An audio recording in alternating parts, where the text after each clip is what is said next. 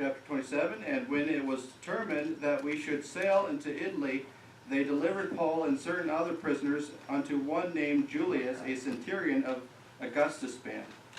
And entering into a ship of Aramidium, we launched, meaning to sail by the coast of Asia, one Asturias, a Macedonian of Thessalonica, being with us. The next day we touched at Sidon, and Julius courteously entreated Paul and gave him liberty to go unto his friends to refresh himself. And when we had launched from thence, we sailed unto Cyprus, because the winds were contrary.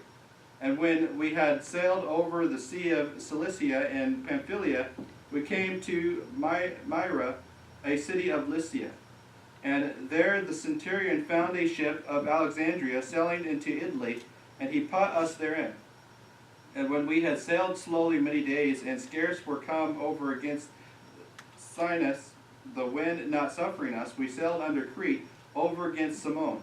And hardly passing it, came unto a place which is called the Fair Havens, nigh whereunto was the city of Lacy.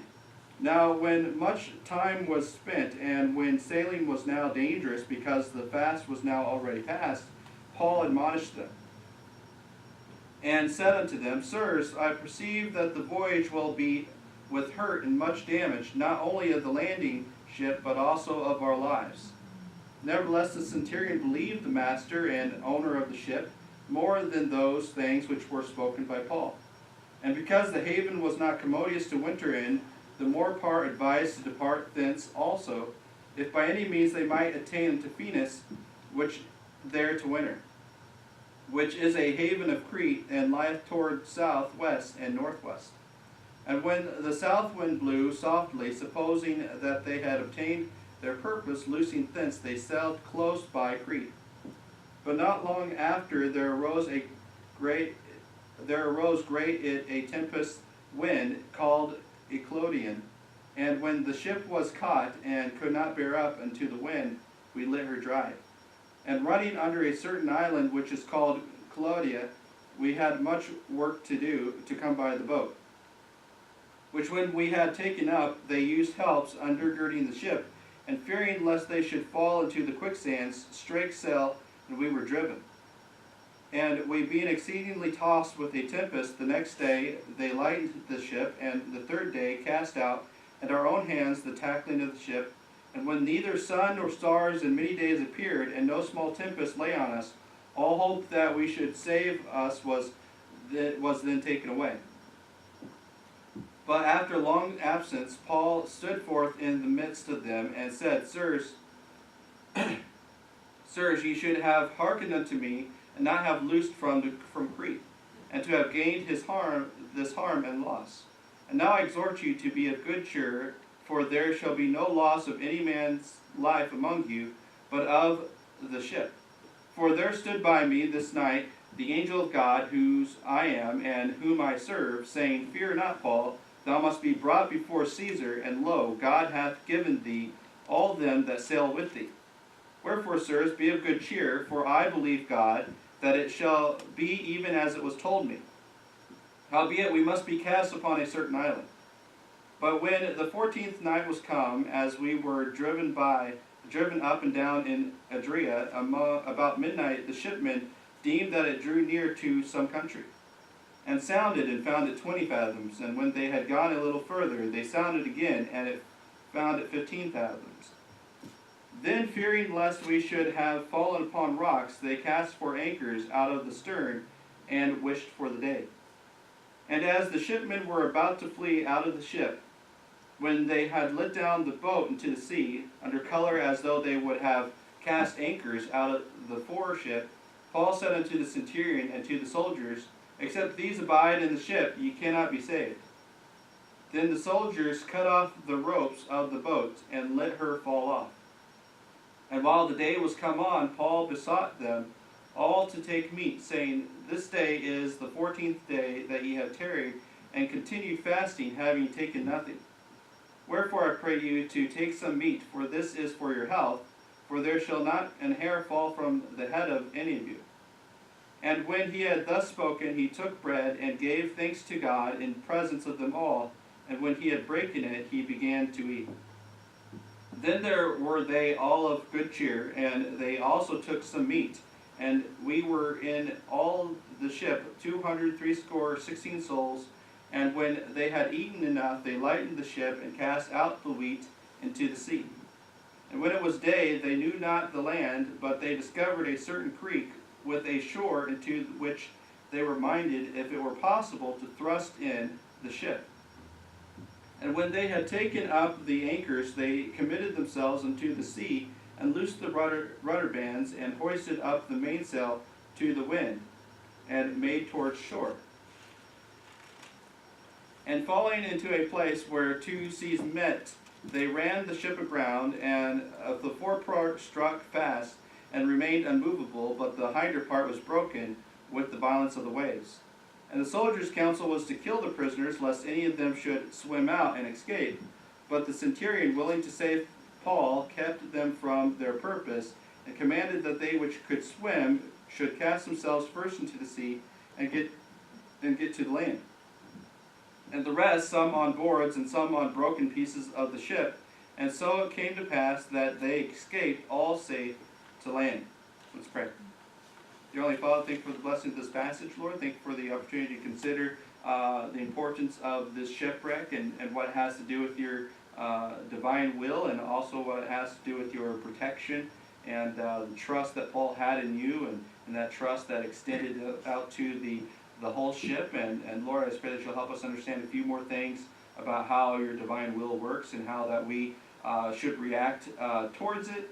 And Lord, I just pray that you'll help us understand the importance of doing all things within your will. In Jesus' name I pray. Amen. All right, so here in Acts chapter 27 is the shipwreck of Paul, and going off to Rome, of course, and the divine safety of the Lord through his angel, the promise of his angel, and also through the efforts and work of all the people involved. And so we see here, of course, just an overview of the general thought that, of course, they were given a divine promise, but then they worked in light of that divine promise and not in spite of that divine promise. So many people say, well, God's given me this promise, so I'm not going to do anything. I'm just going to sit and do nothing. And just to think that in the middle of this chapter, they're given this divine promise that, hey, you're all going to be saved, and you're all going to be safe. But then here in this passage, we also see where Paul tells them that they have to do certain actions, they have to do certain things. And that's the way faith works, and that's the way promises work as well. God gives you a promise, and you have to work in light of that promise. And we can see how that Noah saying, oh, I got this promise that God's going to save me, he does nothing. You know, he builds a boat. We see that Abraham, being strong in faith, doesn't go around saying, oh yeah, God's going to give me a son, and so doesn't go about doing the things that a husband and wife do, because we're going to have a son and he's going to give it to us in spite of you. And no, they do the things in light of the promises they're given. Oh, God's going to give us a son, then we will do the marital acts and all those things. God is going to protect us, then we're going to do all those things in light of our eventual protection and salvation. And so there are things that we do. For example, God has promised us and given to us everlasting life, but he requires that we call upon him, right? So there are things that we do for those promises and in light of those promises, but we don't step back and say, oh, God's going to do everything because he said this was going to happen. No, he does it because he knows that we're going to be faithful to certain things. So certain people get promises because he knows they will be faithful to it. But here we see that after much witnessing and many years, Paul is finally able to go from Jerusalem over to Caesarea, and then in the judgment hall, and spend a lot of time there. And now he's finally able to appeal to Caesar, and so he's getting sent off to Caesar, and he is going to go on this trip because he appealed to Caesar. And so he appealed to his higher authority. So that's what's setting off this trip. He says, and when it was determined that we should sail into Italy, they delivered Paul and a certain other prisoners unto one named Julius, a centurion of Augustus' band. Now Augustus band here is basically would be considered, you know how we have the U.S. Marshals, if you will. Today we have the U.S. Marshals that transport prisoners, and we have the U.S. Marshals, and also kind of along with the U.S. Marshals is kind of like that federal police officer, or that federal guard, if you will. And so the Augustus band is basically, Caesar Augustus was the first emperor of Rome, and so he formed this federal band, if you will, this federal arm of the Roman Guard, if you will. And so they were soldiers, they were part of the Roman army, but they were a special band that was used for protecting grain ships from Egypt to Rome. And they were a band of soldiers that were involved in transporting federal criminals to Rome for trial.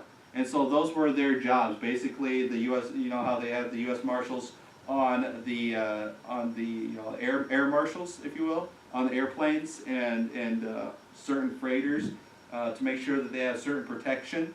That was what their job was. And so 2,000 years ago, they had the U.S. Marshals, and we have U.S. Marshals today, and they basically did the same things. And so here he was handed over to the Roman Marshals, if you will, the Augustus band, and so that was what they were called, is similar to a little bit of a secret service in there, but not quite. That was more of the Roman Guard around the emperor, but these were more of U.S. Marshal, if you want to get that equivalent. And so they were, Julius, a centurion of Augustus' band, he was in charge. He was going to transport Paul from where they were to Rome, make sure that he had safe passage there. And then Aristarchus,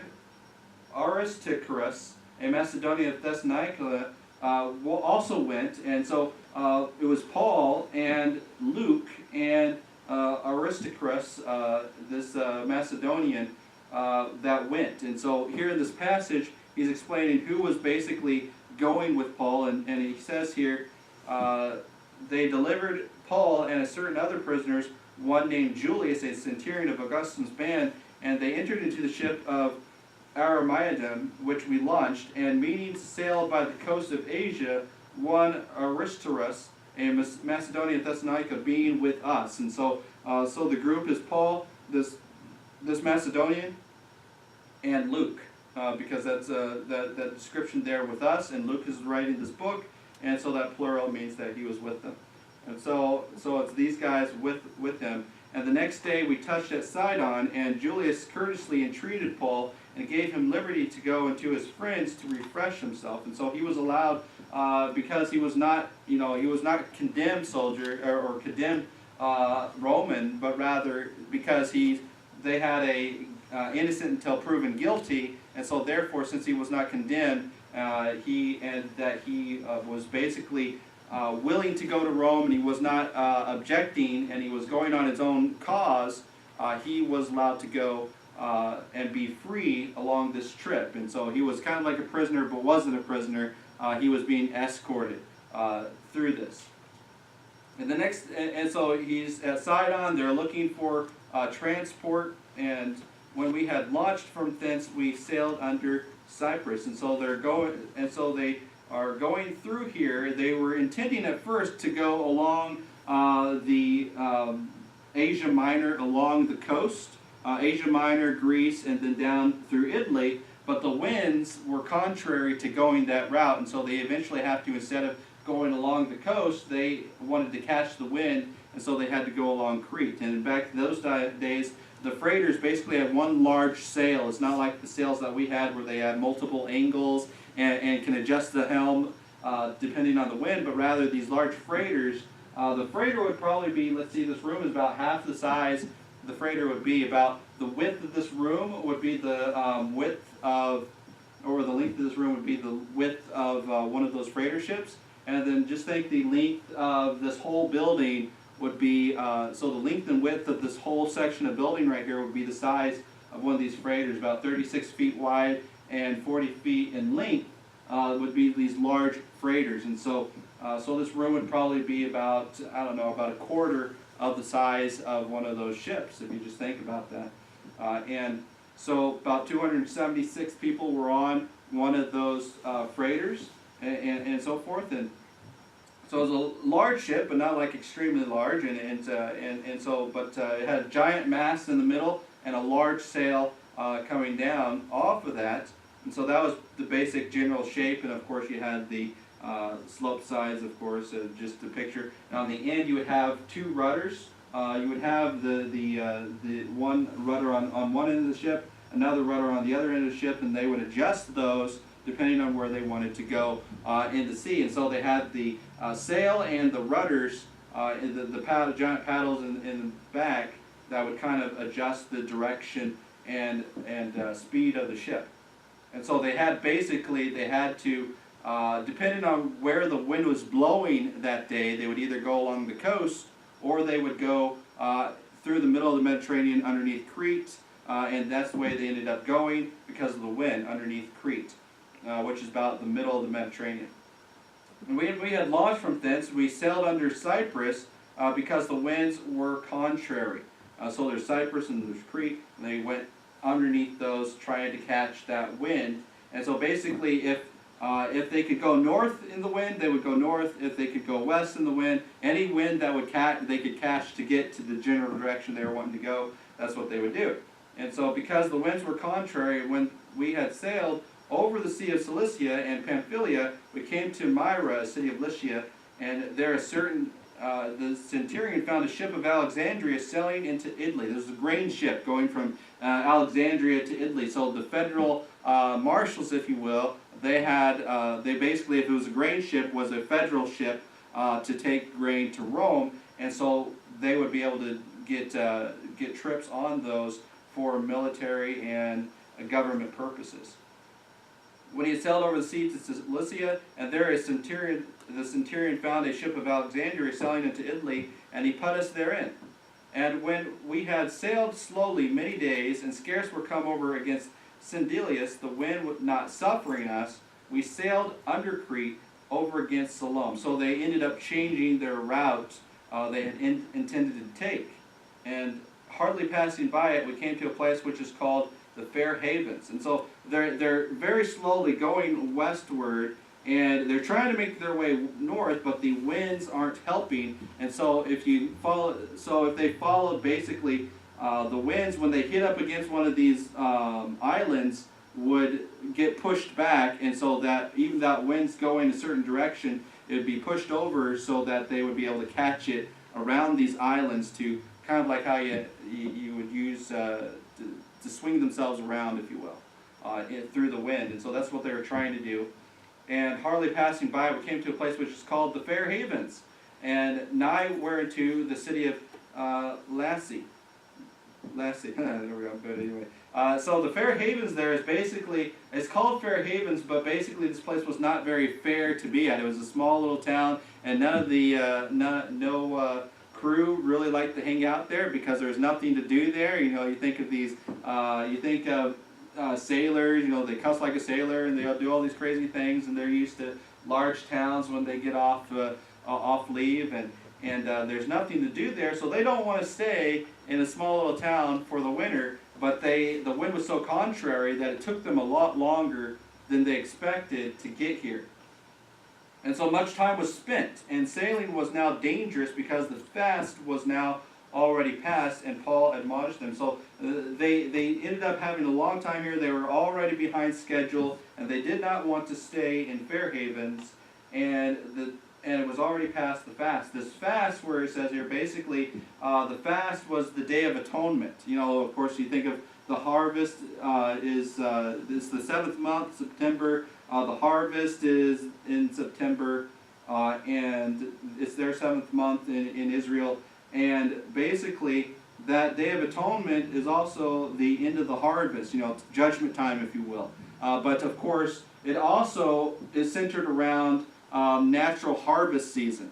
And so when you have a harvest and you've got it all into your barn, you know, you make that announcement, get all your harvest into the barn, you got to do the harvest. And if you don't have the harvest in by the time those trumpets blow, you're out of luck. You know, you gotta figure out what you're going to do for winter now. There's no more harvest time. You've just past the harvest season. So you got to get in your harvest before those trumpets blow.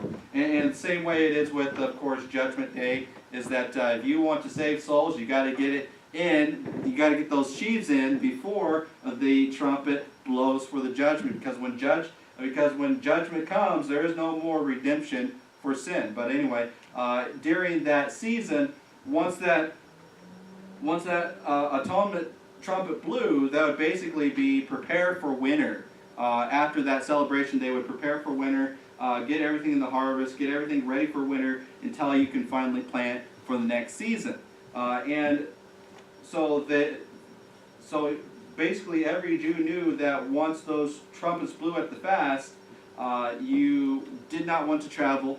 You did not want to be outdoors. You wanted to be preparing to have a long winter and do winter things. And one of those things would be, especially if you were a sailor, not to be sailing on the sea after the fast. Because after that trumpet blew, you knew that the winds would start getting rough and your tiny ship would be tossed. A 3-hour cruise would become so quite a bit longer. And so this 3-hour cruise was quite a bit longer than 3 days. It was 3 or 4 weeks, and so he was advising them, because he watched Gilligan's Island, of course, to not go any further and hang out there and watch reruns all winter with them. But anyway, no, that's not what it was. When much time was spent and when sailing was now dangerous because the fast was now already at hand, Paul admonished them. Now people say, well, he had divine insight or whatever, but mostly he's admonishing them because he's sailed over 3,500 miles already as a missionary. He's done 3 missionary journeys, and each time he's taken a ship. He's gone to Crete, he's gone to Cyprus, he's gone over into Asia Minor, and he's done all those sailings, and by this time he's already been shipwrecked 3 times. And so when you get shipwrecked 3 times after several thousand miles of sailing and traveling, you know when it's not a good time to travel. And so he's admonishing them, hey, we don't want to travel after. I don't want to get in another shipwreck. Of course, what you're going to do, it's not you deciding when to travel anymore. It's the government. And when the government determines your travel plans, that's never really a good condition for travel. But so anyway, he said, sirs, I perceive that this is voyage. See, when he says he perceives, he's taking in all considerations. He's taking in the time of the year. He's taking in the things around him. And he's taking in experience that he's had previously in these locations. And so when we are doing the will of the Lord, and when we, obviously he has no choice but to follow along, this fate, if you will. The long arm of the Roman law is forcing him to go along with this, but he's putting in his information. He's putting in his perception. And so when we are in life, as you know, God has a certain plan for us, and life is based upon circumstances of life, equal and opposite reactions, and the natural order of things. That there's a natural order to life, and there's a series of events that will naturally happen. And when we see these natural events, we need to be perceptive. And so the first thing we notice here is that Paul was perceptive. He perceived that it's not a good time to do this.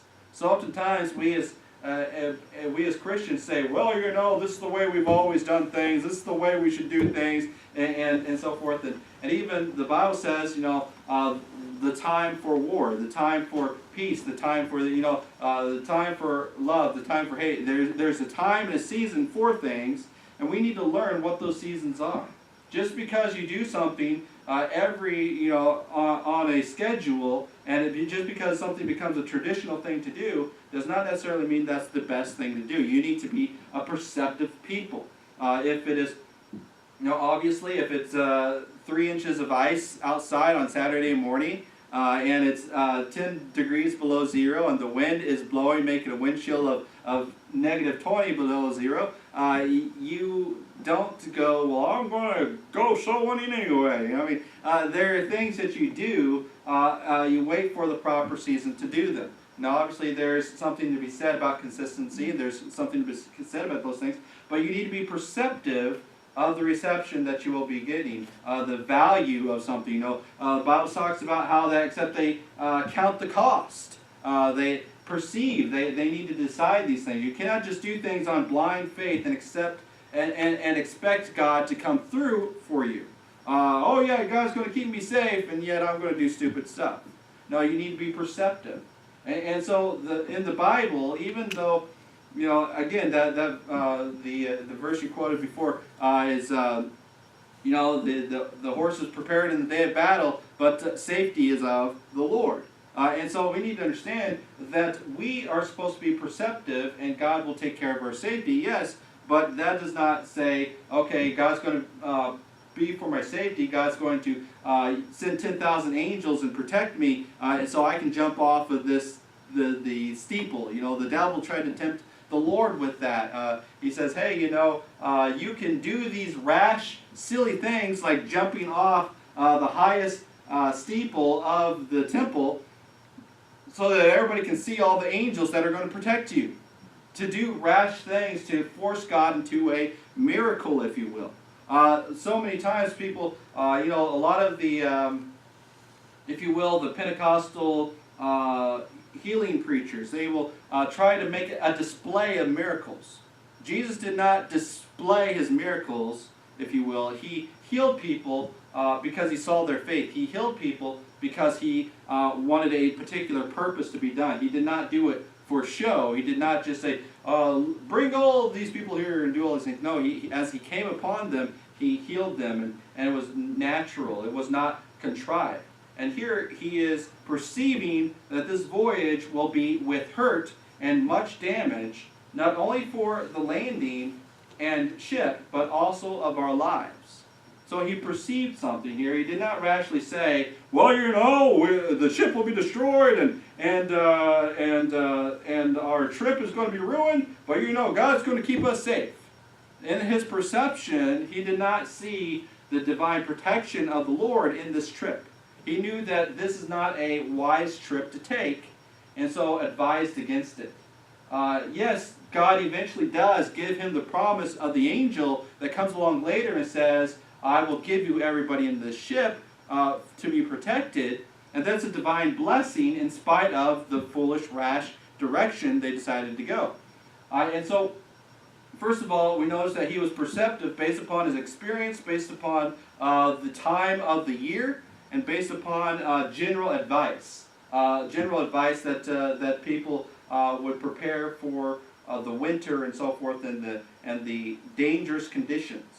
And so we as Christians need to take those things into account and use them for traveling. Paul didn't say, well, if I wait here 3 weeks in the winter, then that one soul in long distant lands won't get saved, and they have some sort of contrived idea that is being lazy to be perceptive. No, here Paul was perceptive. Even Peter and John and other places, they were perceptive of the people they allowed to have certain gifts. The people they laid hands upon, the people that you are around, you need to be perceptive with them and act accordingly. So nevertheless, the centurion believed the master and the owner of the ship more than those things which were spoken of by Paul. And so, hey, here's Paul's advice, here's Paul's idea, here's Paul's experience, and here is his advice. But then over here on this other hand, you have this experienced sailor. He's traveling these seas all these time, and he says, oh yeah, it's good to go. But we need to understand, and we need to use perception and say, hey, yeah, this guy's experienced, but this guy is also biased. He got the ship full of grain here, and if it sticks here in the port, he doesn't get paid. So he has an incentive to keep going. He has an incentive to keep going on. And so even though all the common advice, don't sail after winter, it's very dangerous, we need to wait here until the seas calm down, and the winds aren't doing well. They are already having a hard time getting to where they're wanting to go, and they've had a hard struggle now, and everything's pointing to the fact that it's not a good time to travel, but he has a giant ship full of grain and passengers that need to get to go where they're going. Everybody thinks that their thing is important. Oh, all these passengers, they need to be in Rome. All this grain, they need to be there. I need to pay my crew members. I can't just keep them here. They want to get home to their families. They want to do all these things. And so even though this guy, the shipbuilder or the ship owner and the master and the captain of the ship, he has experience, he has understanding, he also has obligations and things that will change his mind to be a little bit more rash, a little bit more dangerous. And so oftentimes we allow our perception to be clouded by things that we think are important. We think, oh yeah, these people have a certain place they need to go. But if those people are dead, there's no way for them to be there. But until people are in danger, they often forget about their safety. And so we need to realize that, yes, they're more experienced people than us, but we need to realize that people, even though they might have more experience, their judgment may be clouded by certain things that are on their mind. And so we need to learn how to be perceptive people that are not biased towards the truth. The truth here is that it's dangerous to travel, it's not a wise thing to do, and everything that is perceptive says don't do it, but over here you have, well, these people are paying me a lot of money to get them there on time, they got first class tickets and all this grain, if I don't get it into the bins, all the other ships are going to get there before I do, and I'm going to not get the best price for my wheat, and all these different things over here. And so we as Christians need to realize that we need to focus on what is the best thing to do for the time rather than what is the most convenient thing to do. But here, the most convenient thing for them would be to the wind cooperate and allow them to get to Rome as soon as possible. But of course that's not happening. Nevertheless, the centurion believed the master and the owner of the ship more than those things which were spoken by Paul. And because the haven was not commodious to winter in, the more part advised to depart thence also, if by any means they might attain to Phoenix. And Phoenix there is another name for Phoenix. And so these guys were going to Phoenix, Arizona, and they wanted to get there in time before winter, so they could, no, not Phoenix, Arizona, right? No, Phoenix. And there was to winter, and in a haven of Crete, that lieth toward the southwest and the northwest, basically is the west point, and that it was a large, basically a large place for a bunch of ships, the haven there. And so when the south wind blew softly, supposing that they had obtained their purpose, loosing from thence they sailed close by Crete. And so they see all this advice, they decide, hey, you know, let's try to make it, instead of, let's do a compromise. A lot of times we end up, when we see these situations, the best advice is to stay there, but then we see the conditions, oh, we don't want to stay here, this is not where we want to winter, people want to get to Rome. Hey, here's a compromise, let's go 40 miles to the west on the same island, and let's just kind of stay in Crete, but we will go to this larger place where all the crew people enjoy spending their winter time. And so that's where they decided to go.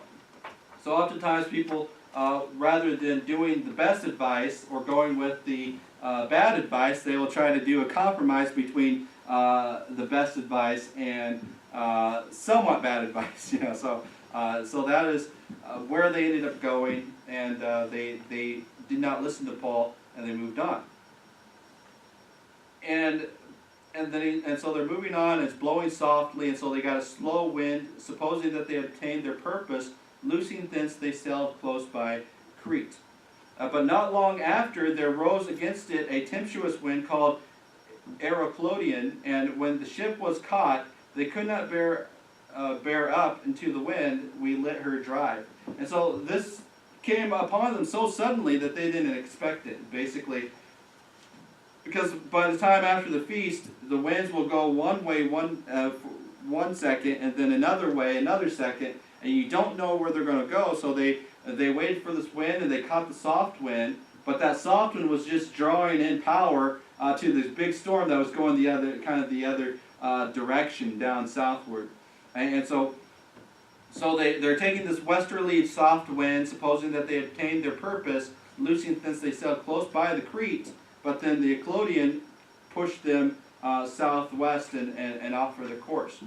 But after arose against the tempestuous wind called Eclodian, and when the ship was caught, they could not bear up into the wind and let her drive, and running under a certain island, which is called Claudia, we had much work to come by the boat.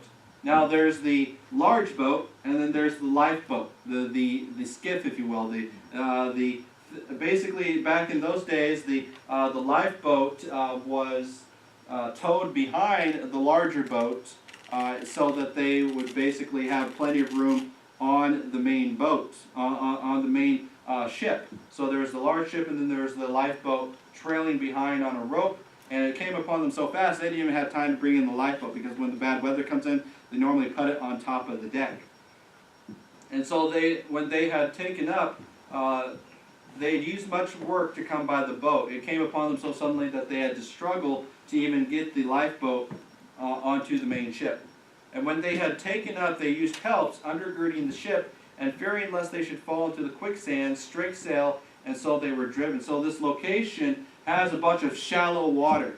It's basically, you know how when you get to, you go to those beaches, it's a nice sandy beach, but then you can walk out a long ways in the close by the seashore. The sands were basically the shallow area, and these quicksands would oftentimes catch ships, and then the sand would kind of move around the ship and cause it to sink into the ground, and so they couldn't be moved and so forth. And so they didn't want to be caught in this area, and they were so close to this area they had taken up, they used helps undergirding the ship. So they basically ran cables of rope all the way around underneath the ship, and then they basically used it like where you tighten your shoelaces. They tightened that so that the boards of the ship, while they're being twisted and turned, would not break apart. And so they they basically tied around the ship with a bunch of ropes. And being exceedingly tossed with tempest, the next day they lightened the ship. And so they can't get anywhere. They're letting it drive. They're allowing the waves to take them wherever it goes. And so they're getting driven along by this wind, because if they lifted up the sail, it would break the mast. And so they're being tossed with the tempest. The next day they lightened the ship, and the third day were cast out with their own hands the tackling of the ship. And so they spend a whole day trying to ride out the storm. It doesn't work, and so they are now lighting the ship. They're trying to do whatever they can do to survive. When you're in a survival situation, all this advice to not go anywhere and to go to a better location all gets thrown out of the window. So we need to realize that in our perception, that at the time when everything's safe and good, and the possibility of taking a risk to get some great reward is not worth it when you actually lose out in the risk.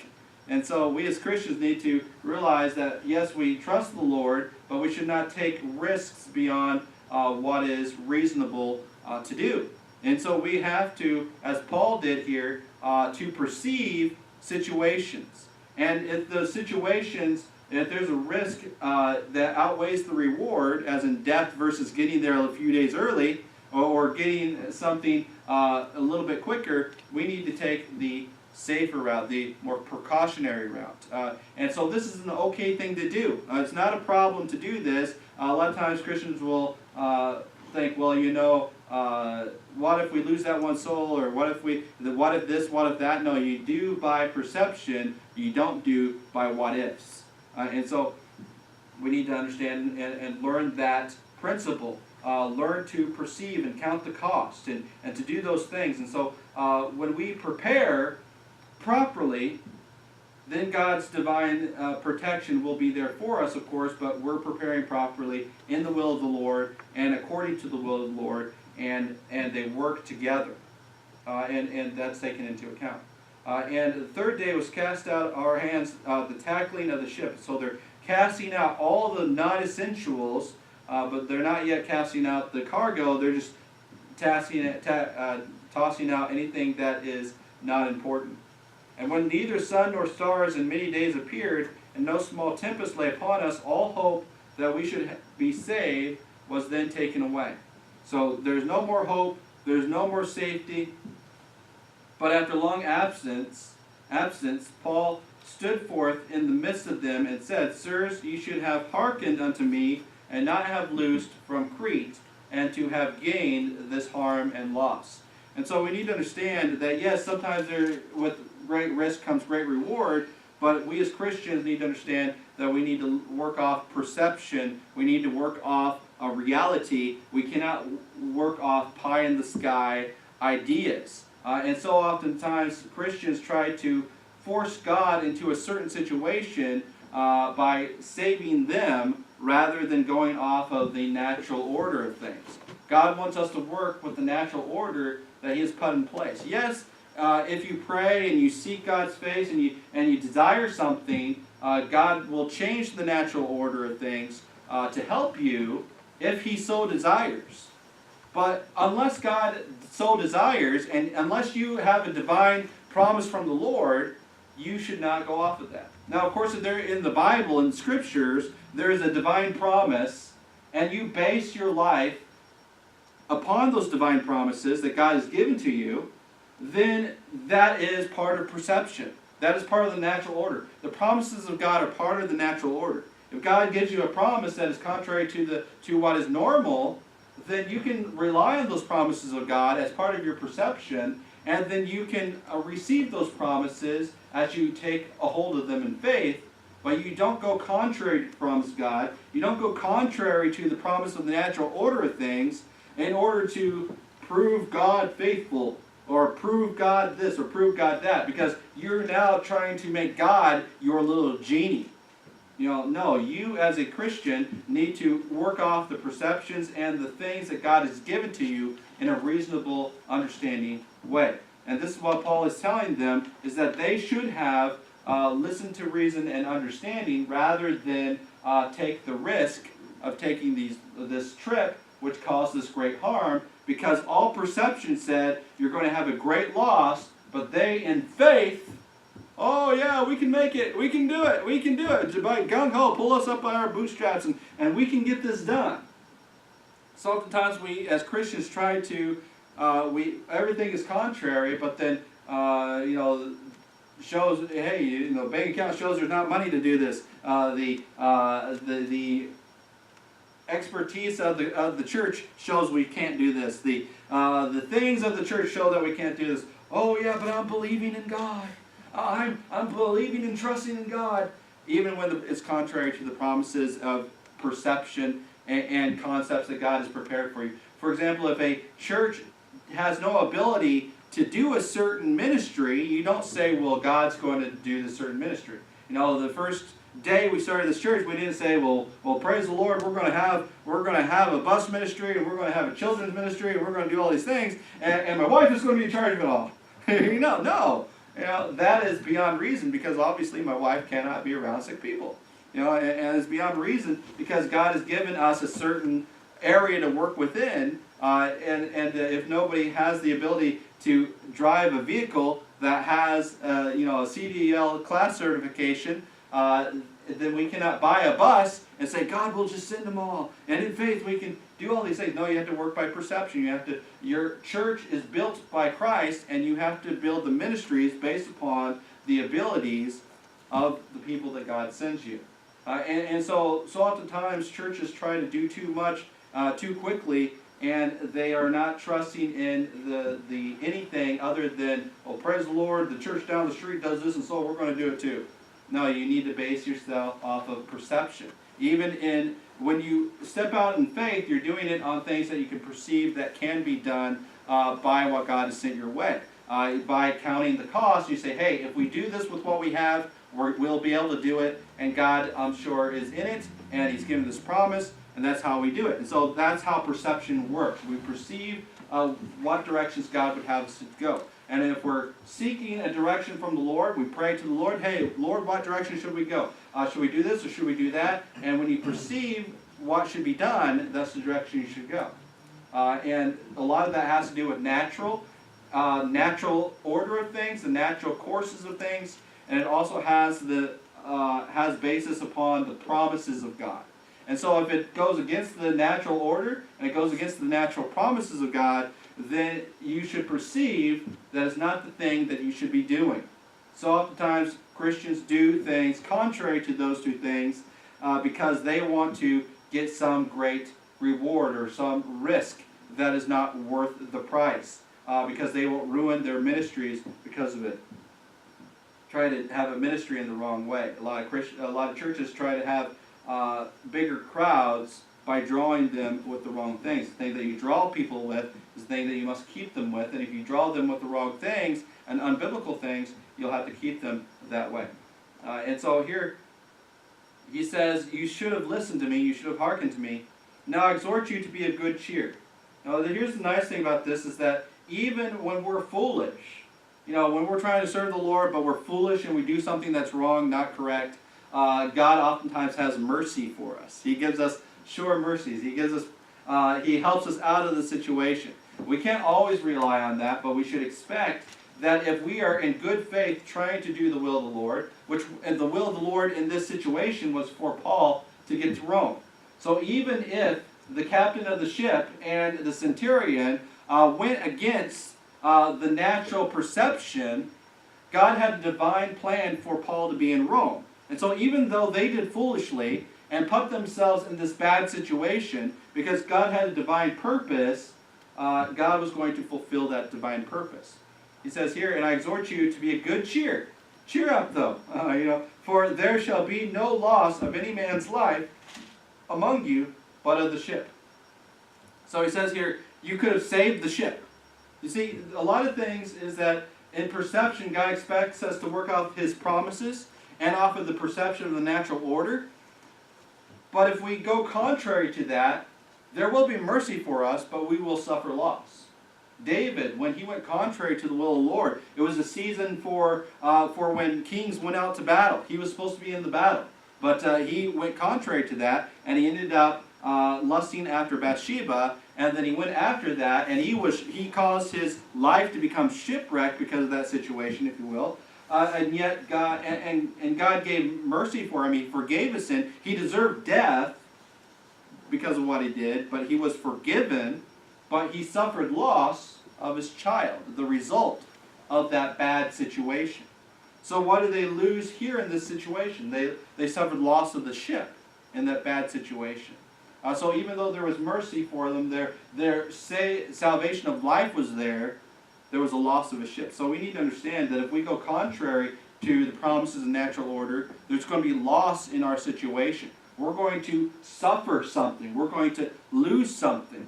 And so when we take risk that we shouldn't be taking risk for, then we're going to lose something. A Christian, oftentimes, even after they're saved, if they go foolishly into sin, they themselves shall be saved, but they will suffer loss. You could have saved maybe more souls if you had gone this direction, but instead you wanted to take the risk.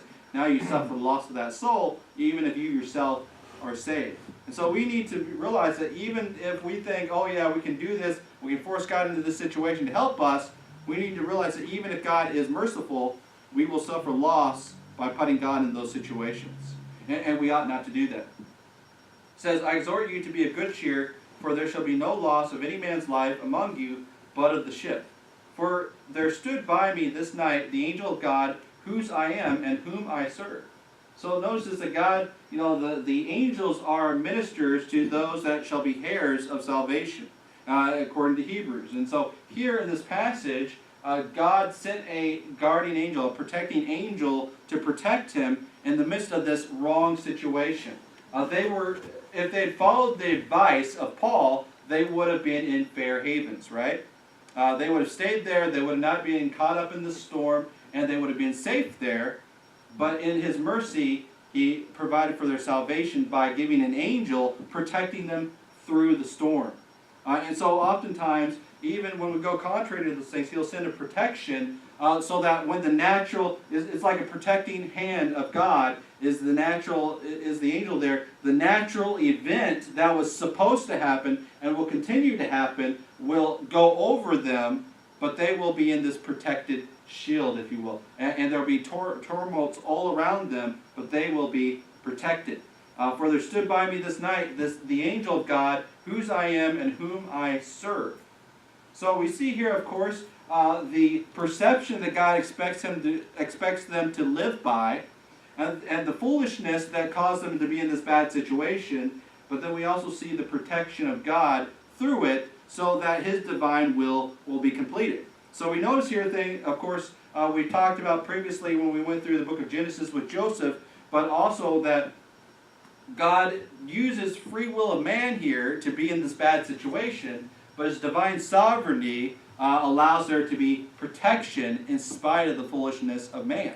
And so this is the way God works in His divinity and His sovereignty, is that, yes, we have the ability to decide whether we should go through such storms like this and save our ship, or go or stay or lose our ship or stay in fair havens, which is not the best place for most comfortable place.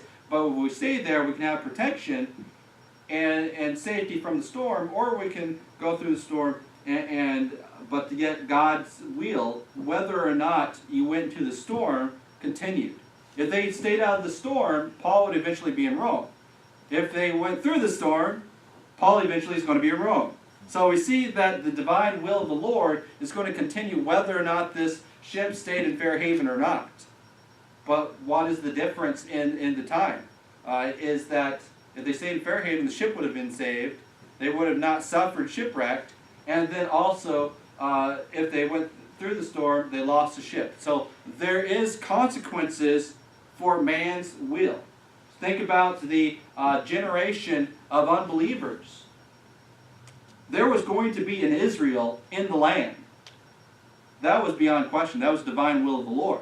There was going to be an Israel with a covenant, but it wasn't going to be with that generation of unbelief. See, there will be an Israel in the future, but it's not going to be with this generation of unbelief. It's not going to be with the generation of vipers. It's going to be with the believing Israel.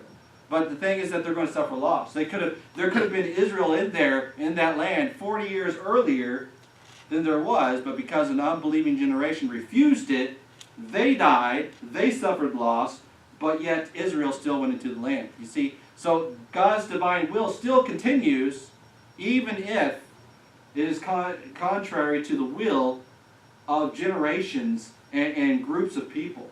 See, God is waiting for a certain generation of people to rise up and call God blessed, but until then that Jewish temple is desolate and so forth. But His divine will continue. It will be in spite of our decisions. And so oftentimes the limited understanding of theologies will say, well, you know, God's this puppet master and you have no choice in the matter, and your choice was God's divine choice. No, in this perception, He says, you should have listened to me. You should have made that free will choice to stay in fair haven, but you didn't do it. Now you're stuck in the storm. But be of good cheer, God has a protecting hand over you. He has an angel protecting you in spite of the storm, in spite of those things. His will be done. And so we can take comfort even if we mess up in our bad decisions as Christians. Even if we don't go by perception and by promise and we're rash jumping into things, God will be there to make sure that His divine purposes continue. So you see, and even if He decides to do something without you, for example, with the church here, is that we're not able to continue, but God, in His divine understanding, is going to make a way for a church to continue. So you need to understand that if it's with you or not with you, God's divine will continue. And so we should be comforted in that, but there is also going to be losses along the way, of course, and we need to understand that if it's not against God's divine will, there can be losses and so forth, and we need to understand that there's a lot of things that depend on our decisions that will turn out better if we have right decisions and right perception. And so he says, be of good cheer, saying, fear not, Paul, thou must be brought before Caesar, and lo, God hath given thee all of them that sail with thee. So here's a neat little piece of grace. You know, you have the mercy here. The divine will of God's protecting them through the storm. But, you see, the divine will of God was for Paul to be in Rome. But God gives Paul an extra gift.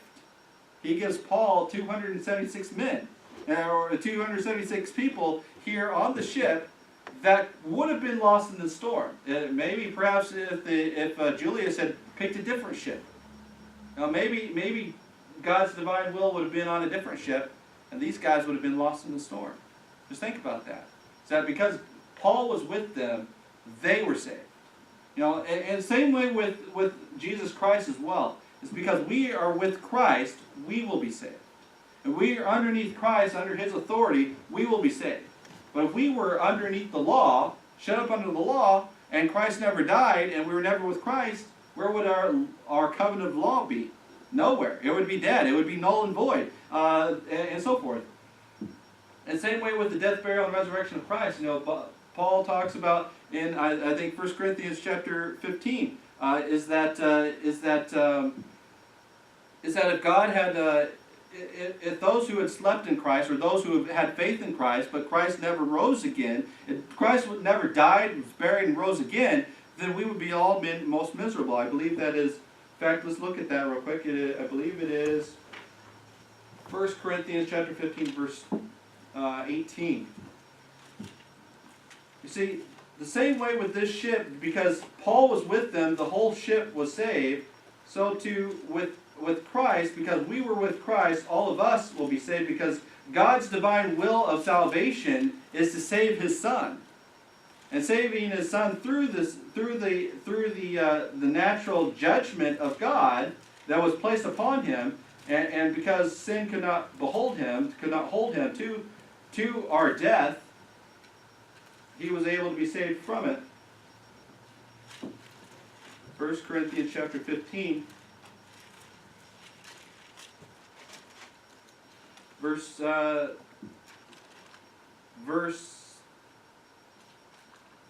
16, for if the dead rise not, then is not Christ raised. And if the Christ be not raised, your faith is vain, ye are yet in your sins. Then they also which are fallen asleep in Christ are perished.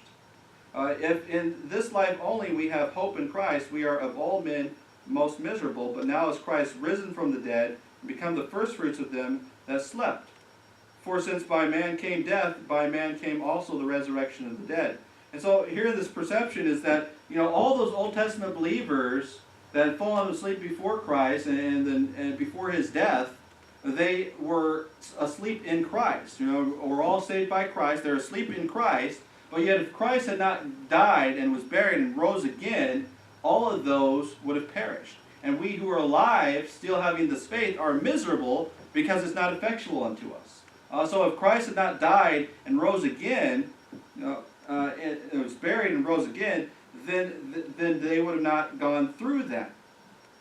And so here in this passage, of course, we see and understand that Paul, if he had not been with them and had not gone through with them, if he says, no, I'm staying in Fairhaven and you're not going to stop me, they would have all perished.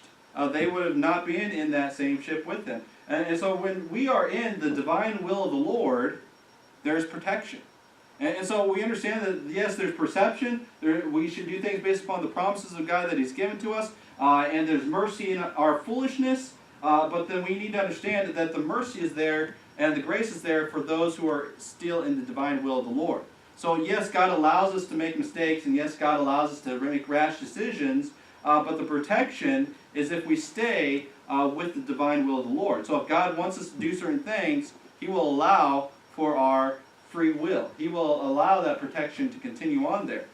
He says, and so here the promise is, even in getting out of the situation, if you stay with my divine will, if you stay with my divine person, then you will have protection.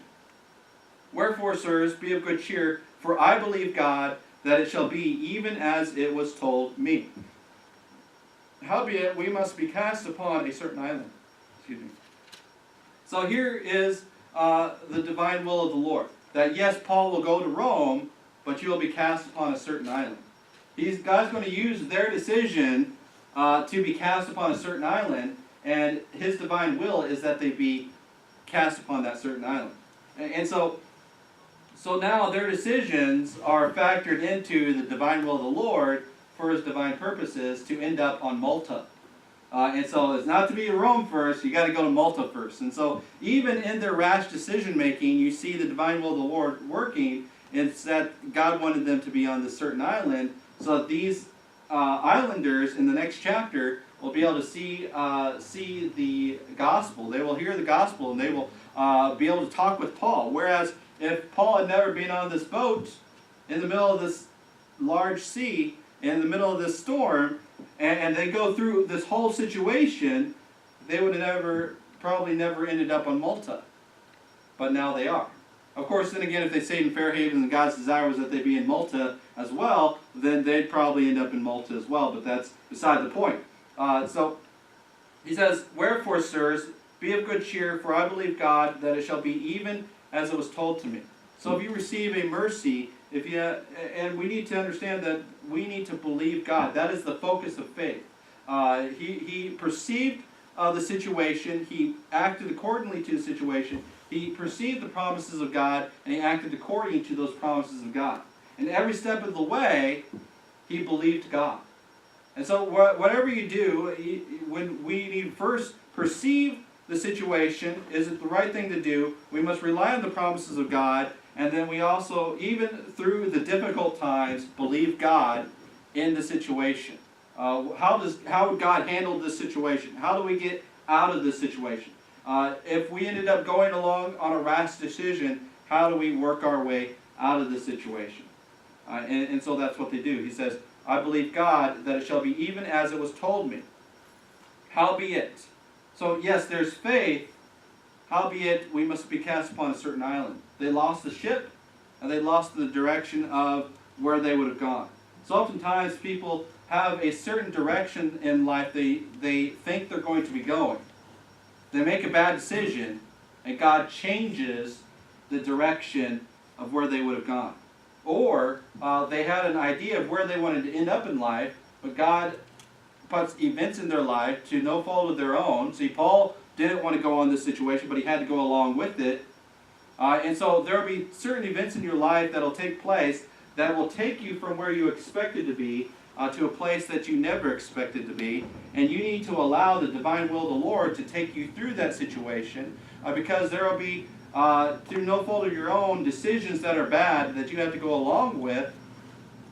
But even in those decisions, you can believe in the protection of God on your life, and that change in direction is in the divine will of the Lord. So oftentimes people see and think, oh, this is the will of God for my life, and then something happens to mess up that direction they thought they were going, and make it a totally different direction. They say, woe is me, I can't serve God anymore, this is not what God wanted for my life. But here in this passage we see that he believed God even when the direction of his life changed. Even when he's in the middle of a storm, he believes that God says, I got to be in Rome, howbeit this is the direction we have to go, through Malta.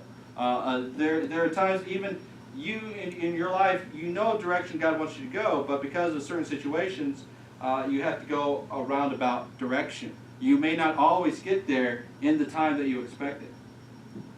But when the 14th night was come, we were driven up and down in Adria. About midnight, the shipmen deemed that they drew near to some country. So here in this passage, we see that, yes, they had this divine will, but they're still stuck in the storm for another 14 days. They're still stuck in this weather. And so it's slow going. The difficulties oftentimes will be slow going. And here he says the shipmen were about to flee out of the ship when they let down the boat into the sea under color as though they would have cast anchors out of the fortress. Oh yeah, we're going to still help you here. We're just going to go toss some anchors back here. No, actually they were going to try to escape. But notice here it says, Paul said unto the centurion and to the soldiers, except these abide in the ship, ye cannot be saved. Notice here that just because God gave a promise does not mean that human responsibility suddenly goes out the window. Here, responsibility is still there. Hey, here's the promise. You need to believe God and trust that's how it's going to do, and you need to work in light of that promise, but you can't go off and say, well, God gave me this promise, I'm going to be saved, and I'm going to go off and do my own thing now. You know, so oftentimes Christians do that, is where life events change, and then they say, well, you know, I thought this is what we're supposed to do, but now I'm going to just go do my own thing. Yes, you have to fulfill the will of the Lord, and you have to go get cast upon a certain island, but you still have to follow the Lord and believe the Lord that here are the promises God hath given thee, all them that sail with thee. So if you stop sailing with Paul, the promise is no longer yours. See, they had to continue in faith with Paul. They had to continue in faith that God would protect them. But here, they lost faith in that promise, and so they were about ready to go off of the ship and leave Paul. Therefore, they were going to leave the divine protection of God. You need to understand that if Noah had received the promise, oh, I'm going to save you through the building of the ship. Oh, that's wonderful, Lord. I'm not going to build the ship. Would he have been saved? No. Some other, Noah's neighbor would have found grace in the sight of the Lord, maybe. I don't know.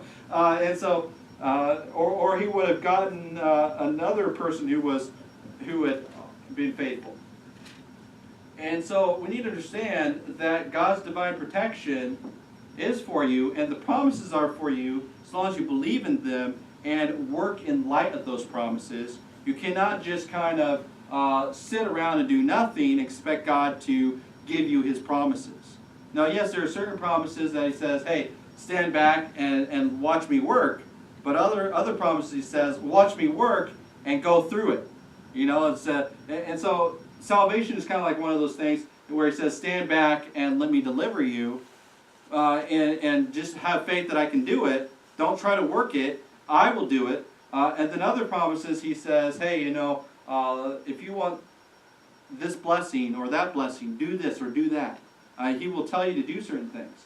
And here, if they want to be saved, their life, they got to stay with Paul. They have to trust in that promise.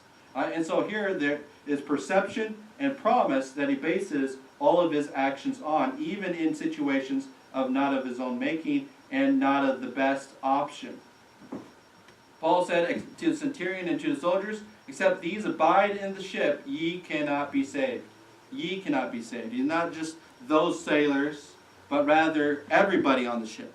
There are certain things that you need to hold on to these promises, not just for yourself, but for those around you. And so here, the promise of God for this was that if everybody, all 276 people, believed in this promise, then they all would be saved. But if the sailors decided to leave, who knew how to sail the ship, they would not be saved. And so the soldiers had to do their part to help the sailors keep the faith, if you will. And so there will be times in our life as a church, as if this were the boat, if you will, and the boats that God puts you on, that you may not have faith, but your soldiers, if you will, your faithful will help you keep the faith. That's why the Bible talks about submitting one to another, allowing, when you're weak in faith, to allow your brothers to upgird you, to help you, to protect you, because the divine will of the Lord is oftentimes for the group, and protection for the group as they work together. The promises of God as you work together will be fulfilled. But if you refuse to work together, a lot of times that promise will not be for you. It depends on you working together. And so they had to have faith, believing in God, and working together in light of that promise.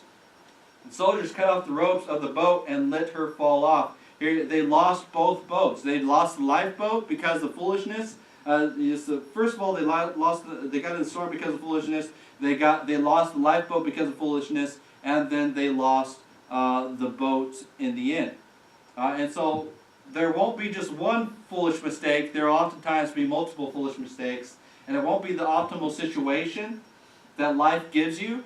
But if you believe in the Lord and you work together as a church, you can accomplish the promises God has given to you. And then it was day coming on, Paul besought them to take meat, saying, this day is the 14th day that ye have tarried, and continued fasting, having taken nothing.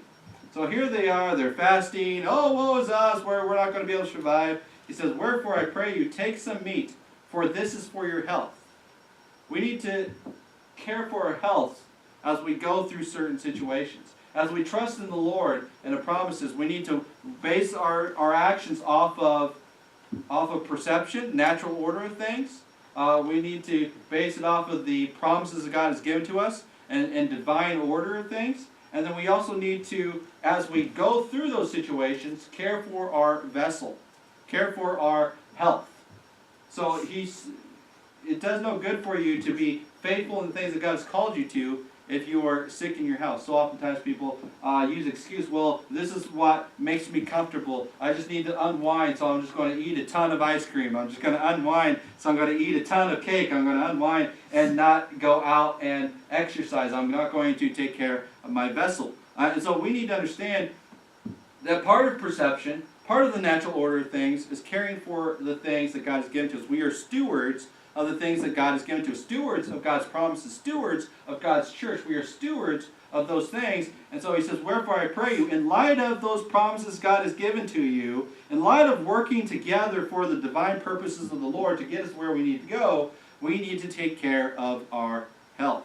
Now obviously we're not all in the same situation health-wise, and I'm not trying to make this message about health, but we understand the reasonableness of working with the things that God has given to us. God has given to certain of us not the perfect physique, not the with my wife, of course, she has been born with genetic defects, if you will. And so there's certain things she has to work in light of and for her health. And there's certain things that we have certain genetic defects for, certain body types, certain conditions in our life. If you're out running in the ice and you break a leg, you have a condition of a broken leg, you have to deal with that, right?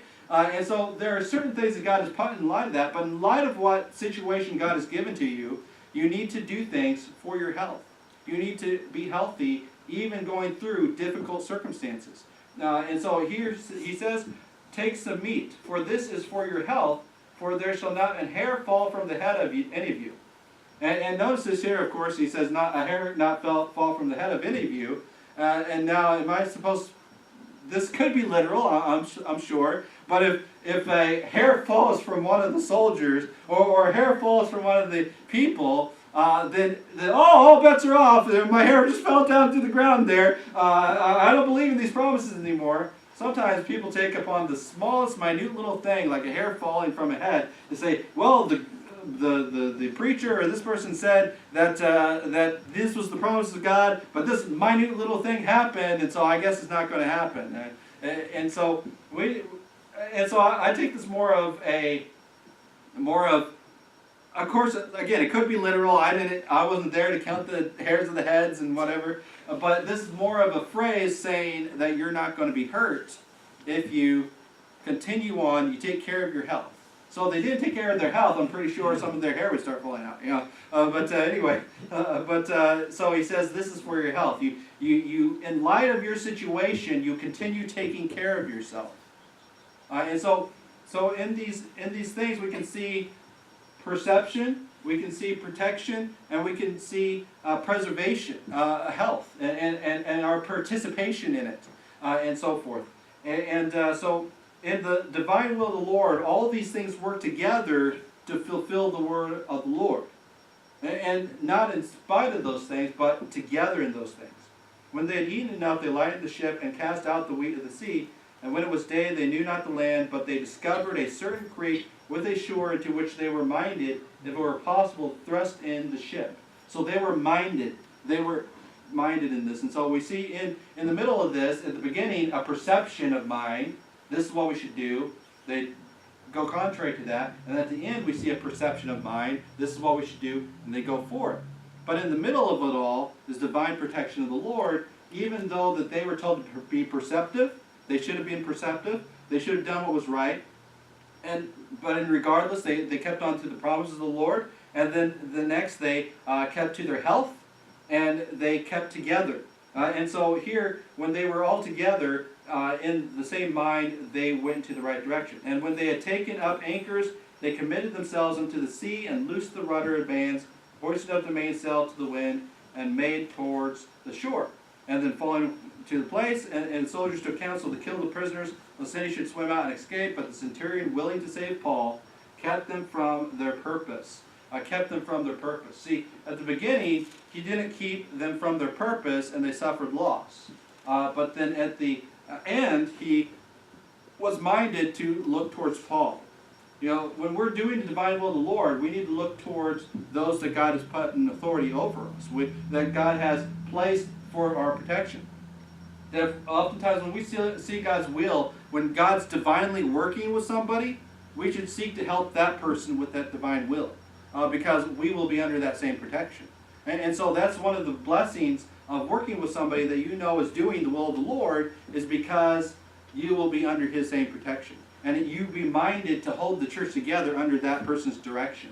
And so yes, now we're not supposed to be blindly following a man, but we should follow the leaders that God has placed in our life that have the divine will. See, Julius was the leader, if you will, but Paul had the protection.